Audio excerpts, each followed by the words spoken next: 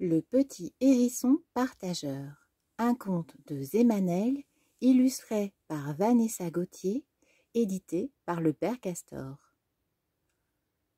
Tap, tap, tap, tap. Des petits pas courts, des petits pas pressés. Voilà Hérisson qui trotte dans les sentiers. Le nez en l'air, il cherche et fouille de tous côtés pour trouver de quoi manger. Soudain, juste devant lui, une pomme bien ronde, bien mûre, bien grosse, une pomme si belle qu'elle ouvrirait l'appétit de n'importe qui. Voilà de quoi me régaler, se dit Hérisson. Et hop, il pousse des pattes, il pousse de son nez la grosse pomme derrière un rocher. C'est que les gourmands ne manquent pas dans les bois. Alors, pour manger tranquille, Hérisson préfère manger caché. Oh, la belle pomme, dit une voix. Et papoum, papoum, des petits bonds tranquilles, des petits bonds en coton. Voilà Lapin qui n'était pas loin et qui vient. C'est à toi ça? La pomme est à moi, répond Hérisson. Ça donne faim. Y aurait-il un morceau pour moi? Hérisson, embarrassé, réfléchit, remue sa tête, remue son nez. Mais sa pomme est assez grosse pour être partagée. Coupons-la en deux, dit-il. Il y en aura bien assez. Et hop, tous les deux poussent des pattes. Ils poussent des oreilles et du nez, la grosse pomme derrière un tronc d'arbre pour manger caché. Et oui, à cause des gourmands. Vous vous rappelez? Oh, la belle pomme, dit une autre voix. Et zou et zip et zou. Des petits pas rapides, des petits pas qui volent. Voilà Écureuil qui glisse jusqu'au sol. C'est à qui ça? La pomme est à moi, répond Hérisson. Ça donne faim. Y aurait-il un morceau pour moi? Hérisson, embarrassé, réfléchit, remue sa tête, remue son nez. Mais sa pomme est assez grosse pour être partagée. Coupons-la en trois, dit-il. Il y en aura bien assez.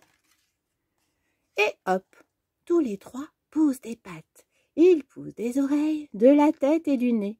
La grosse pomme derrière un buisson pour manger caché. Et oui, à cause des gourmands, vous n'avez pas oublié. Oh, la belle pomme, dit encore une voix. Et tati tati, toti toti, des petits pas légers, des petits pas de brindille. Voilà Souris toute excitée qui sautille. C'est à qui ça? La pomme est à moi, répond Hérisson. Ça donne faim. Y aurait-il un morceau pour moi? Hérisson, embarrassé, réfléchit, remue sa tête, remue son nez. Mais sa pomme est assez grosse pour être partagée.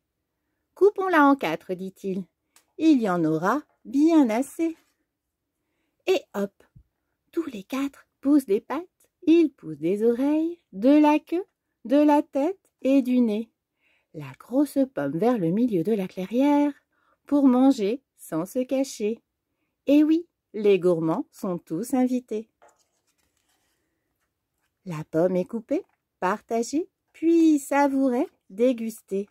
Mais un morceau de pomme, même d'une grosse pomme, ce n'est pas comme une pomme en entier.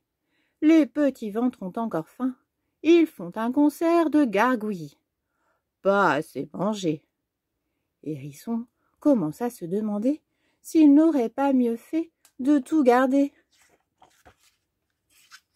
« Attendez, dit Lapin, dans mon terrier, j'ai 2 carottes et une salade. »« Moi, j'ai des glands et des fruits des bois, » ajoute Écureuil. « Moi, j'ai du fromage et des noix, » complète Souris. « Allons vite les chercher. » Et hop, des petits pas s'en vont de tous côtés. Hérisson attend. Lapin, Écureuil et Souris reviennent vite, les bras chargés de bonnes choses à manger. Quel repas! Quel régal! Hérisson ne regrette plus du tout d'avoir partagé sa pomme. Sans ça, pas de carottes ni de salade, ni fromage ni noix, ni glands ni fruits des bois. Pas non plus d'amis pour partager tout ça.